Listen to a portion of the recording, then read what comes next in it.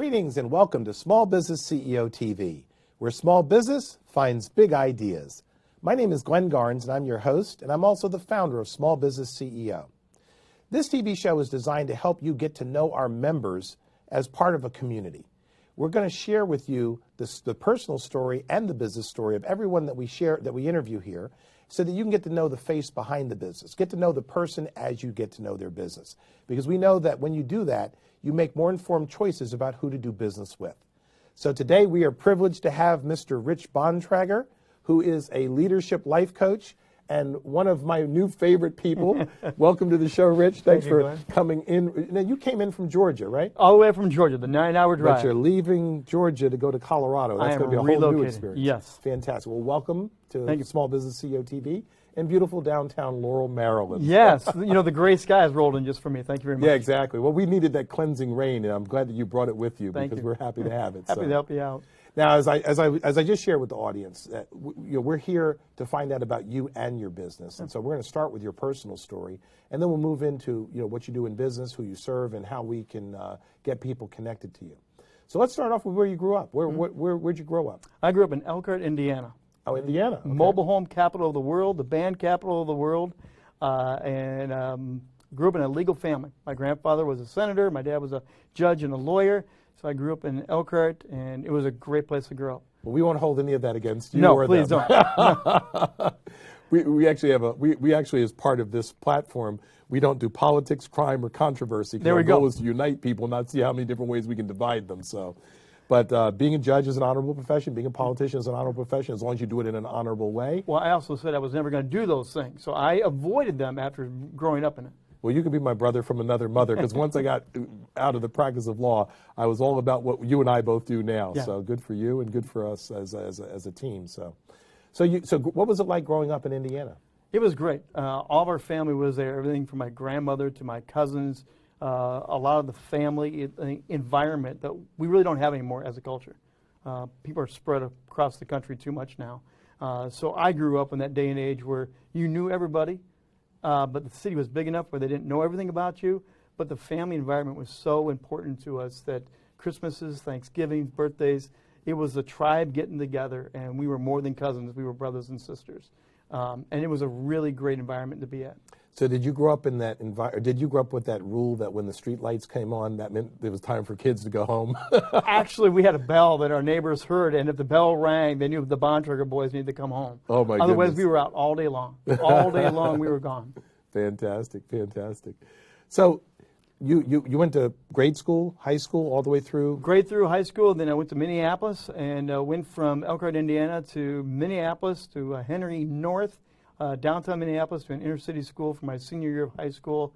That was a radical shift from good Midwestern to inner city culture. It was a culture shock and a radical change. What did you learn from that?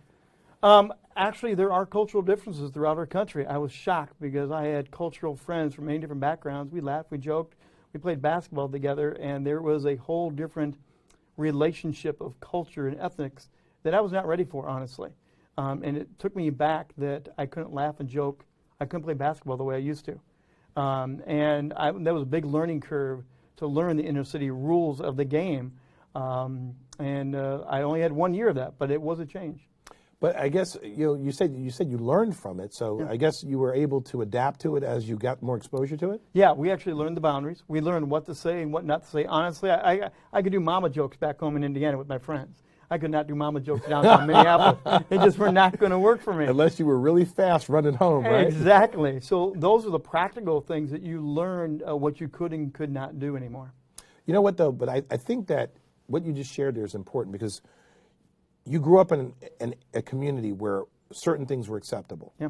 And you got an opportunity to be introduced to a community where there were different things that were acceptable. And once you learn that not everything is the same for all people. Yes, yes. And then now living in Georgia, where I've been at, the culture is completely different again. From the upper Midwest to the South, there are big differences. And I've had to spend the last 3 years learning those differences. And now I'm going to move to Denver and have to do it all over again. The country does have different vibes, different environments, and certain things are prohibited, accepted, and you have to learn how to adapt, I think, as you move. So I wasn't expecting this to become a lesson in humanity, but it has been, which is that a lot of people they grow up and they never leave. They don't leave the community that they've been in. Sometimes even after they've graduated from college, their first introduction to a new community might be a job where they travel across the country to go. Yeah. But the point is that I think that what you just shared is important, which is you're going to get exposure to a variety of different communities depending on how you move around. Be open to learning what the values and culture is in a particular community so that you can fit in, if it makes sense to fit in, but also you can share your experiences in a way that maybe enriches those folks as well. Well, even as a public speaker, I coach that because as you speak in different crowds, the culture is different. The college arena is different than a professional arena. The sports arena is different than a school arena. So you have to learn culture all the time, study it, learn it. Some people just are not aware of that maybe in life or in their profession as well. It just goes over their head and below their knees the whole time. Yes, all the time. So tell me, did you have any special interests growing up as a kid? Like, were you an athlete? Were you the chess club champion? Anything like that? Anything we need to know about? I was a comic book geek, big movie fan, and a big sports fan growing up. Indiana is all about basketball. Of course. Bobby Knight was one of our heroes of our family. I'm too short to play basketball. Don't have the hand-eye coordination, but you have a basketball when you grow up in Indiana. So sports was a natural thing for me. Part of the reason I became a sports broadcaster was Harry Carey baseball, Cubs baseball. Yep. I would listen to Cubs baseball at night with my transistor radio in bed. Mom would tell me to go to sleep, and I had to listen to the final pitch. And I fell in love with broadcasting because of Harry Carey. Wow. So you were a sports broadcaster. That's something that we didn't know until just a minute ago. But tell us a little bit about what your experience was. What part of your life was that? That was obviously you graduated Well, actually, from high school? I'm still doing that. It's been 25 years of overlapping back and forth between careers. For over 25 years, I've had a microphone in front of me someplace, either professional speaking, church ministry, or as a sports broadcaster. I've been wired for sound somewhere, and usually I'm always in the broadcast booth wherever I've moved and lived. It seems to be a connector to people. It's an open door to build relationships, to go to the speaking platform and other things that you can't usually get other ways. So let me ask you a real practical question. Based on your experience in different radio rooms and doing sports, you find yourself being a little jealous of the radio room we have here in the other suite? Yes, you did see me geek out when I came in today, yeah. I mean, I've had a hard time pulling you over here to the TV studio. Phenomenal equipment you guys here, and again, you guys are doing a great job professionally, graphically, production-wise, and yeah, you guys are doing the right thing, and a lot of places honestly don't have the tools, the ability to pull off the quality, and there is a little bit of jealousy of, well, I would love to play in that room for an afternoon. So let me correct you on two things. Number one, we're not doing it. We are doing it. Yes. We are together. That's the whole point, is that you made the decision to become part of this network of professionals that are using these tools to share and enrich the lives of others, share information, enrich the lives of others. So that's why we're here. I mean, we put all these toys together to make it possible for someone like you that's got expertise to share your message with more people and have a greater impact. It'd be great to use those tools anytime. Just give me a call. Absolutely. And so you are always welcome. This is the second thing I want to tell you is that this is your studio, not our studio, because I'm simply the caretaker of these tools. Thank you very much. So let's shift gears for just a minute before we get into your business story. Is there something that you can share with us that most people don't know about you? Probably two things. First of all, I ran a comic book store for almost 6 years. Wow. And so besides being a comic book fan, I actually read the stories, marketed the stories, fell in love with Marvel and DC. By the way, the DC universe is the real universe, by the way. Just so people realize that. Marvel's okay, but DC's really it.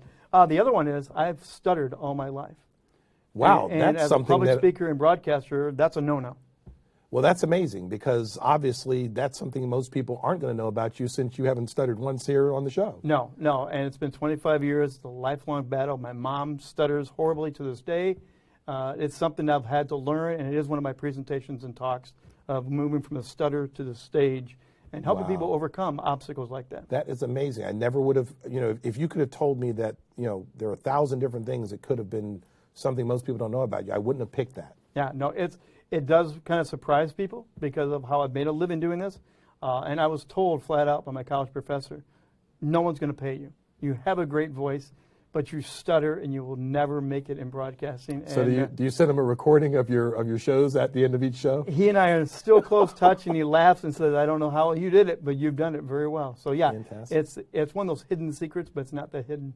Well, let's back up for just a minute because you mentioned college. Where did you go to school? Northwestern College in St. Paul. Very good, very good. Yeah. What did you study? I started off as a youth major for church ministry, and then I shifted over to broadcasting. I say I got the broadcasting bug, and I fell in love with the microphone and got involved with sports work, started to do college sports, and from there on I just drifted on into sports and eventually found my way back into church ministry later on.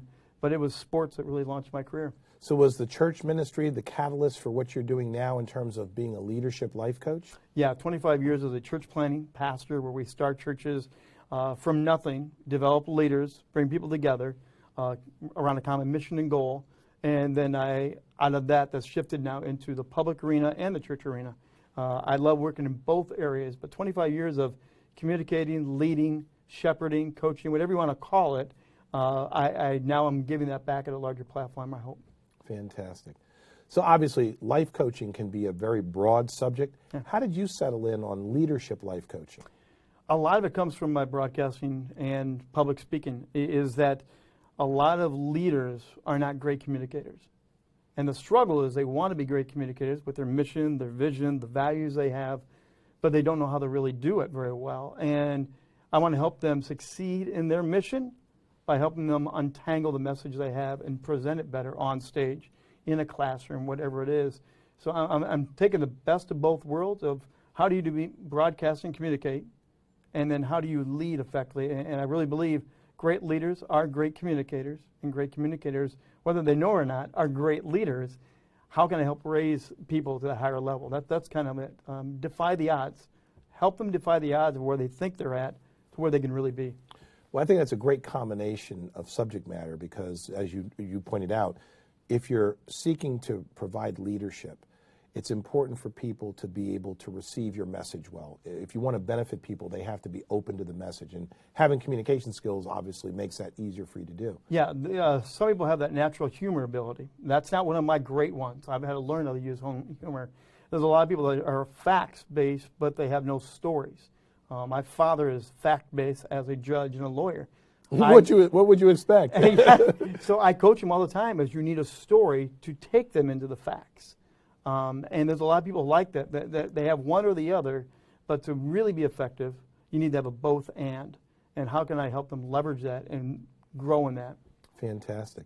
So as a leadership life coach, is there any particular type of person you work with? Is it business professionals? Is it people generally? Is it gender-based at all? Who do you find yourself working with and having a desire to work with? It really covers all gamuts of life. I've worked with the ministry side. There's a lot of people that need to learn these areas. The professional side is another one. Everything from doctors to lawyers. I recently had a liver transplant. So now I have a story of a liver transplant. And in that, I'm finding doctors and lawyers, medical professionals that need that help in communicating organ donations. Wow. So how do they better communicate that to the general public, what an organ donation looks like, why we need you to check the card. So I'm drifting into that just because I now relate to that story, and now I can bring it into that arena. I absolutely love it that most life coaches are mentoring from experience versus from certifications and training programs, et cetera. Yeah. The life experiences provide such a rich opportunity for us to make a difference in the lives of others, and that's why I love what you do, and that most of what you do is connected to something you personally experienced in life, including that the culture shock of moving from different communities and seeing that not everybody thinks or works or processes things identically. And taking that life experience is so important, I think. It makes a connection. There's a credibility. People are looking for more than the degree on the wall. It used to be the degree mattered. Life and experience that they can really coach out of, I think, has become the higher level now. You don't get that when you're 20 years old usually. It's usually when you're 40, 50-year-old, you now have something to give back. I've also worked with recovery people, ex-cons, recovery addicts. They're special to my heart. I've never been in that arena, but because my dad was a judge, I understand the legal side. And my compassion for them, they're amazing people. That's something now I can bring to the table now and communicate and coach them up to come back to full life again. So it is about experience. It's all about life experience. Well, from our previous discussions that we have that interest in common, and we're going to be hopefully finding more ways to collaborate to create some opportunities for people struggling with addiction and people in transition. There's so much to be hopeful for when we are developing opportunities for people to move beyond what they perceive to be their limitations. And that's what you do as a leadership life coach, but now you've got a new area that we can focus on. Oh yeah, and to me, you don't want to waste your own experience. Whether it's my stuttering with my liver transplant, whether it's my history of my dad being a judge, don't waste the life I have. It's time to give it back and help somebody come out of where they've been. That's really what it's all about, giving back. Fantastic. So as a leadership life coach, what are some of the ways that people can take advantage of your expertise? Do you do one-to-one coaching? Yes, we do one-to-one coaching. And in fact, you can get a free 15-minute consultation just to start off there, and then we can work a package as you need fit. But I do it by phone, I do it by video, whatever way is best for the client, the individual. I do individual, also group settings as well. Everything from schools to teachers to professionals, doctors. Really, it's endless depending on what you want to raise up in your platform. I also have a YouTube channel, so there's online video coaching you can get. So if you can't get to me, you can at least get little snippets to help you continue to go up the ladder and then decide how much further you want to go with it. Well, as you know, the video courses are near and dear to me, which is why we have a full professional TV production studio and a full production studio in radio. And I'm so glad to know that you are focusing on creating digital information products, because in my opinion, that's the most effective way for leaders in the coaching profession to extend their impact in the process of reaching more people and enabling more people to benefit from what they know. Well, you can't coach everyone one-to-one, as you know. Well, and communication goes back to it's emotional, it's visual, it's audio, it's written. There's so many different ways to coach. Sometimes we get one-dimensional. But if you can bring the video, the sight, the sounds into teaching and coaching, it raises the bar so much higher, I think. So we need to leverage the media like that. Absolutely. The more senses you can touch, the more interest you can develop in people's being focused on the subject matter. Exactly. Fantastic.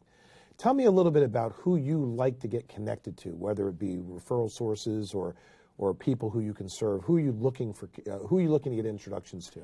I love next generation leaders, like colleges, universities. I believe there's so much to mine and encourage there. So I love getting on university campuses and working with them. Right now, because of the liver transplant, working with the organ donors, the doctors, the transplant centers is near and dear to my heart. There's just a whole wide arena now of sharing that it's a battle. I mean, you go all the way down to the bottom, you have to come all the way back up. It's a journey, and helping people coach that through, figure out how to navigate that. There's emotions, there's finances, there's medical, there's the drugs you have to take. There's a whole lifestyle change that now I can coach into. So that's a new niche that I'm trying to expand into. And of course, there's always the church ministry. I still love the church. I still love helping leaders expand their missions. I'm a dreamer. I'm a visionary. So if I get a room full of dreamers into a room, I love speaking into their dreams and kind of lighting the gasoline a little bit and let them go further with their dreams. Fantastic, fantastic. Well, listen, it's our time to turn our attention to letting people know how they can get connected to you. So let's do that right now. For those of you that would like to connect with Rich for whatever the purpose might be, I want you to feel free to visit his website at www.richbontrager.com. He's affectionately known as Trigger, by the way. And we should probably put that up there, but after the fact, maybe we'll figure out a way to incorporate that in. I know it's on your personal profile. Yes. So if you visit www.richbontrager.com, you'll be able to get connected with him. Is that where they take advantage of the 15-minute coaching session? Yes, you can send me an email, do that through the YouTube channel, or trigger@richbontrager.com. Just send me that. We'll give you the 15-minute consultation, get your private information, and hook you up. Fantastic. Let me give you one more place that you can get connected with Rich, and that would be at www.sbceo.com. You're going to be patient on this one, because at the time of this recording, Rich's profile is in the Georgia directory, but he's moving to Colorado, so we've got to transition him over into the Colorado directory. But eventually you'll be able to find him. If you click on the member map for Colorado, you'll be able to find him in the general membership map and under business and coaching. Coaching professionals in the category. In the categorical listings. So look for his personal profile where you can get connected with him by telephone, by email, by text messaging, and any other way that you would find desirable to reach out and get connected to him. He's also a member, because he's a coaching professional, of our network of experts at expertsonstage.com, and you can get connected with him on the member map there as well. So If you'd like to now find out how you can become part of this community and become a colleague and not just an outside observer, I want you to click the link for Join the Network at the top of www.sbceo.com, and all the information you would need to know to join Rich and me as part of this organization supporting business professionals and their ability to increase their impact is there for you to be able to take advantage of too. So, Rich, I want to thank you for joining us on the show today. Thank you so much for coming into town. I know we're going to be seeing a lot more of you, and I'm going to invite you to come back anytime you like. So, looking forward to it. I may even let you have the keys to the radio room. That'd be wonderful to play for the day. Fantastic. So, on behalf of Rich Bontrager, my name is Glenn Garnes. I want to thank you for watching this episode of Small Business CEO TV.